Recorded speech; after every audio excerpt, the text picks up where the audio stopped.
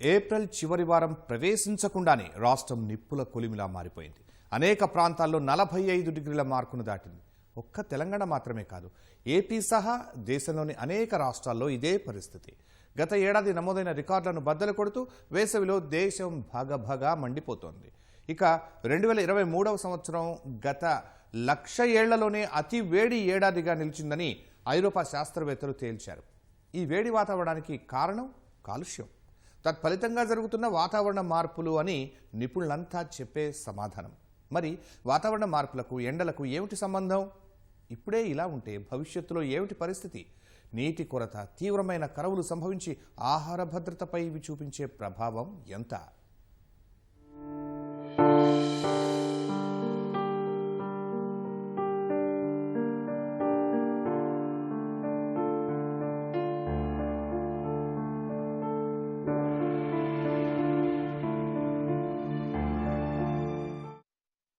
ఇంటి నుంచి అడుగు బయట పెడితే నిప్పుల వాన కురుస్తుందా అన్నట్లు భానుడి భగభగలు. కిలోమీటర్ ప్రయాణం చేస్తే కళ్ళు బైర్లు కమ్మేంత వేడి. సరే ఇంట్లో ఉందావా అంటే భరించలేనంత ఉక్కపోత, గాబరా. ఫ్యాన్లు, కూలర్లు ఆగకుండా తిరుగుతున్న రాష్ట్రంలో ప్రస్తుత వేసవిలో ఇవి ప్రజల కష్టాలు. తెలంగాణలోని అనేక జిల్లాల్లో ఏప్రిల్ చివరి వారం నాటికే 45 డిగ్రీలకు పైగా ఉష్ణోగ్రతలు నమోదు కావటం పరిస్థితి తీవ్రతకు అద్దం పట్టేదే. మే నెల రాకముందే ఎండలు ఈ స్థాయిలో ఉన్నాయంటే రాబోయే నెల రోజుల్లో రాష్ట్రం మరెంత నిప్పుల కొలిమిలా మారనుందో అని ఆందోళన వ్యక్తమవుతోంది. వాస్తవానికి రాష్ట్రంలో ఫిబ్రవరి ఆరంభం నుంచే ఎండ సెగ మొదలైంది. ముఖ్యంగా రాజధాని సహా అనేక ప్రాంతాల్లో 36 డిగ్రీలకు పైగా ఉష్ణోగ్రతలు నమోదయ్యాయి. వేసవిలో ఎండ తీవ్రత అధికంగా ఉండనుందని ఈ ఉష్ణోగ్రతల ద్వారా సంకేతాలు అప్పుడే అందాయి. ఒక్క తెలంగాణ అనే కాదు, ఏపీ సహా దేశంలోని అనేక ప్రాంతాలు మే మాసానికి ముందే ఇలా మండిపోవడం ఆరంభించాయి. భారత్లో మాత్రమే కాదు, ప్రపంచమంతా ఎండలు పెరిగిపోవడానికి ప్రధాన కారణం భూతాపమే. మరి భూతాపం ఎందుకు పెరుగుతోందని ఆరా తీస్తే దానికి ప్రపంచవ్యాప్తంగా శాస్త్రవేత్తల సమాధానం ఆగిపోయేది వాతావరణ మార్పుల వద్ద. ఇటీవల కాలంలో పెరిగిపోయిన పారిశ్రామికీకరణ వల్ల వెలువడుతున్న పొగతో వాతావరణంలో విపరీతమైన కాలుష్యం వెలువడుతోంది. దీనికి వాహన కాలుష్యం తోడై భూమి అనూహ్యంగా వేడెక్కుతోంది. ఫలితంగా ఈ వేడికి తట్టుకోలేక ప్రకృతి సమతౌల్యం దెబ్బతింటోంది. వాతావరణంలో మునుపెన్నడూ చూడని మార్పులు సంభవిస్తున్నాయి. భారత్ సహా ప్రపంచంలోని అనేక ప్రాంతాల్లో దంచి కొడుతున్న ఎండలు ఈ మార్పుల ఫలితమే. వాతావరణ మార్పులు ఉష్ణోగ్రతలు మండిపోవడానికి మాత్రమే కాదు, అనేక ఇతర ప్రకృతి విపత్తులకు కూడా కారణమవుతున్నాయి. కాలం కాని కాలంలో వర్షాలు, వాతావరణం ఉన్నట్లుండి మారిపోయి కుంభవృష్టి వర్షాలు, వడగళ్లు, పిడుగుపాట్లు వంటివి వీటి ఫలితమే. అతివృష్టి, అనావృష్టి వంటి వాటికి కూడా ఇవే కారణమవుతున్నాయి. టెక్నాలజీ పరంగా ప్రపంచము ఎంత ముందుకు పోతున్నప్పటికీ కూడా ప్రపంచం ముందు ఉన్న అతిపెద్ద సవాలు వాతావరణ మార్పులు.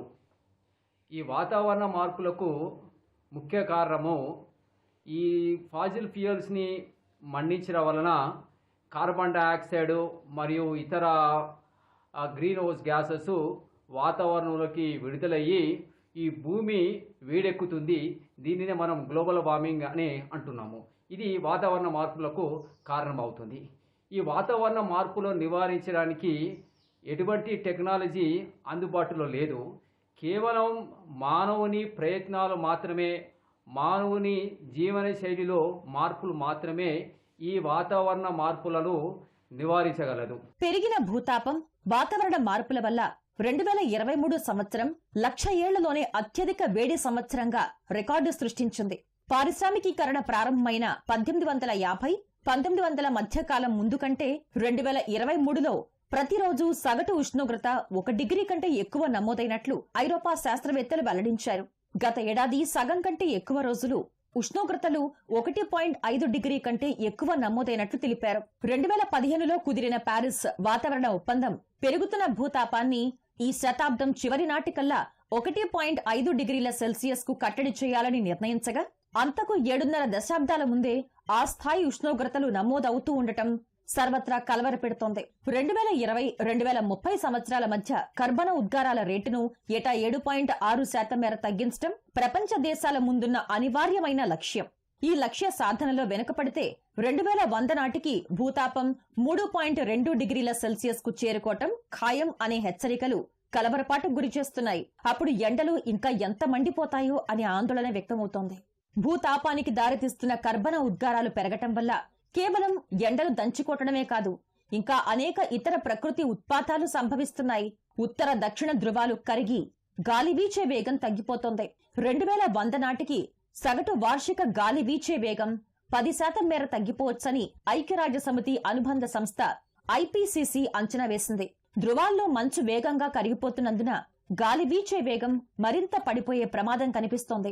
1979 నుంచి ఆర్కిటిక్ మిగతా ప్రపంచం కంటే 4 రెట్లు ఎక్కువగా వేడెక్కిపోతోందని ప్రఖ్యాత విజ్ఞాన శాస్త్ర పత్రిక నేచర్ కథనం వెల్లడించింది. మున్ముందు ప్రపంచంలోని పలు ప్రాంతాల్లో గాలి వేగం పెరిగితే మరికొన్ని చోట్ల తగ్గిపోతోంది.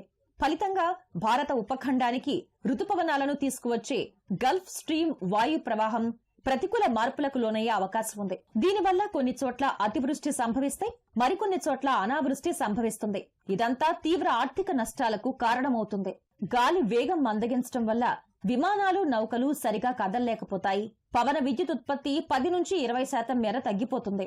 అంటే వాతావరణ మార్పులకు పునరుత్పాదక ఇంధన వనరులపై ఆధారపడడం తగ్గిపోతుంది. హిమాలయ, మంచు రుతుపవనాల మీద ఆధారపడిన భారత్ వంటి దేశానికి ముప్పు మరింత ఎక్కువగా ఉంది. భారత్కు 70% వార్షిక వర్షపాతం రుతుపవనాల ద్వారానే లభిస్తుంది. దేశంలోని 100 జలాశయాలకు రుతుపవనాలు తెచ్చే వర్షపాతమే దిక్కు. భూతాపం ఇలాగే పెరిగిపోతే హిమాలయాలు కరగటం కూడా తీవ్రతరమవుతుంది. అందువల్ల అతివృష్టి, అనావృష్టి ముప్పు మరింత పెరుగుతుంది. ఇలాంటి ముప్పుల్ని భారత్ ఇప్పటికే అనుభవిస్తోంది. అధిక ఎండలు, వర్షాభావం, లేకుంటే కుండపోత, అకాల వర్షాలు, వడగళ్ల వానలతో ముఖ్యంగా పంటలకు ప్రతి ఏటా తీవ్ర నష్టం కలుగుతోంది. ప్రతి ఏటా ఆహారం సహా మామిడి వంటి పంటలకు ఇలాంటి పరిస్థితులతో తలెత్తుతున్న నష్టం అంతా ఇంత ఉండటం లేదు. ఇవే పరిస్థితులు తలెత్తితే ఆహార భద్రతకు తీవ్ర ప్రమాదం ఏర్పడే అవకాశం కనిపిస్తోంది. దీనికి ముఖ్యంగా కారణం మనకి ఎల్నినో యొక్క ప్రభావంతో పాటుగా కొద్దిగా క్లైమేట్ చేంజ్ అని కూడా చెప్పొచ్చు. ఈ గ్లోబల్ వార్మింగ్ అనేది కూడా సాధారణ వాతావరణ పరిస్థితుల మీద అత్యధిక ప్రభావం చూపిస్తూ ఉంది. భూతాపం పెరుగుతూ ఉంటుంటే మనకి వేడిమిలో, ఉష్ణోగ్రతల్లో మార్పులు కూడా పెరుగుతూ వస్తూ ఉన్నాయి. ఇది వాతావరణ కాలుష్యము, భూతాపము ఇవన్నీ మానవాళి మనుగడతో పాటుగా ముందుకు వెళ్ళే ఈ ఉష్ణోగ్రతలను కూడా కొద్దిగా ప్రశ్నించే విధంగానే ఉంటున్నాయన్నమాట. పాటుగా మనకి ఈ సంవత్సరం ఇదే ఉష్ణోగ్రతలతో పాటుగా మనకి ఈ వాతావరణం మనకి ఎల్నినో ప్రభావం పూర్తిగా తగ్గే అవకాశం అయితే కనిపిస్తుంది. జూన్ నుంచి ఇప్పటికే ప్రస్తుతానికి కొద్దిగా బలహీనపడింది. పూర్తిగా బలహీనపడే అవకాశం అయితే ఉంది జూన్ నెలలో. అందువల్ల మనకి ఋతుపవనాలు సాధారణంగా ఉండే అవకాశం ఉంది. సాధారణ రోజుల్లో అంటే మనకి జూన్ మొదటి వారంలోని కేరళను తాకే అవకాశం ఉంది ఋతుపవనాలు. అదేవిధంగా మనకి 8, 11వ తేదీలోనే మనకి తెలంగాణను తాకే అవకాశం అయితే కనిపిస్తుంది. ఈ సంవత్సరం సాధారణ వర్షపాతం కంటే అధిక వర్షపాతం నమోదయ్యే అవకాశం కూడా కనిపిస్తుంది అన్నమాట. ప్రపంచవ్యాప్తంగా జనాభా పెరుగుతోంది. భారత్ అయితే ప్రపంచంలోనే అత్యధిక జనాభా కలిగిన దేశంగా చైనాను చాలా కాలం క్రితమే అధిగమించింది. పెరుగుతున్న జనాభా, నివాస, ఉపాధి అవసరాలకు అనుగుణంగా గ్రామాలు, పట్టణాలుగా మారిపోతున్నాయి. ఓవైపు కాలుష్యానికి కారణమయ్యే వాహనాలు, పరిశ్రమలు పెరిగిపోతూ ఉంటే మరోవైపు వృక్ష సంపద తరిగిపోతోంది. అంతేనా, కొట్టేసిన చెట్లు, పంట వ్యర్థాలను విచ్చలవిడిగా కాల్చటం వల్ల ప్రకృతిలోకి మరింత పొగ చేరుతోంది.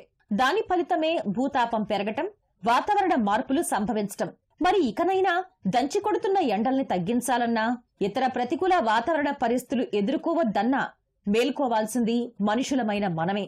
కర్బన ఉద్గారాలు, భూతాపాన్ని తగ్గించటానికి నిర్దేశించుకున్న లక్ష్యాలను నామమాత్రంగా కాకుండా చిత్తశుద్ధితో అమలు చేస్తేనే ఇప్పటికంటే మరింత ముంచుకు రానున్న ప్రమాదాన్ని తగ్గించుకోగలం.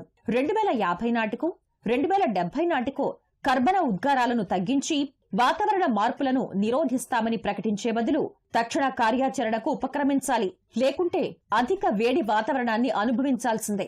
అతివృష్టి, అనావృష్టిని ఎదుర్కొనేందుకు సిద్ధంగా ఉండాల్సిందే. మరి చర్యలకు ఉపక్రమించడమా వద్దా అన్నది మన చేతుల్లోనే ఉంది. నిర్ణయించుకోవాల్సింది మనమే.